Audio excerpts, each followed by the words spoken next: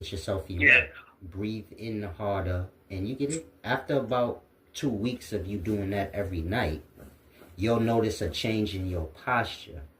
Hmm. If you just do it that one day, then you get my point. And of course, you want to control your energies. It's mostly for that. You know, you go to work, we take on a lot of different energies at different moments that still linger around within us. So maybe you have an argument at your lunch break, Yeah. and then you blow it off. You finish the rest of your day, but it's still lingering in you. It may pop up later. You might blow it off again. Meaning it might pop up in your mind later. Man, I had an argument. I should have slapped him, you know? Yeah.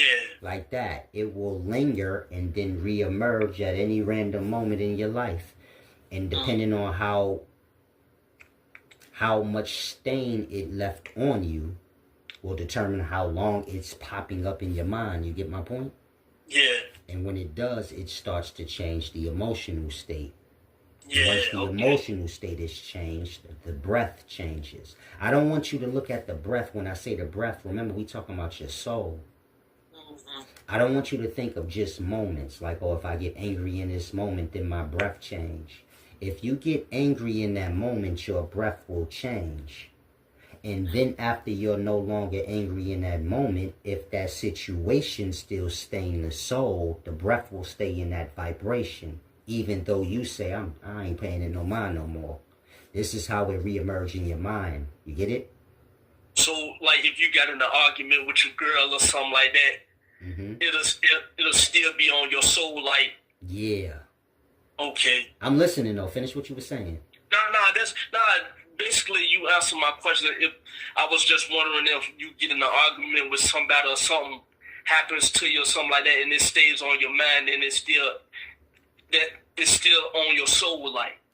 Whatever the emotional state was in that moment, At that moment. it keep the soul in that emotional vibration. And this is how people kind of perceive things through their trauma. So let's say a person got raped 20 years ago. Yeah. Of course, the raping already happened. It's over with now. But let's say it stained their soul. So then that situation keep reemerging in their mind ever so often. And it's happening because their soul never changed its vibration from that emotion that it was put in. Okay. You get it? Meaning whatever the trauma was when they got raped, they was in a certain emotional state. Yeah. And the breath changed. After they got raped and it was all over, it still stayed with them because the soul of the breath is still vibrating in that emotional state.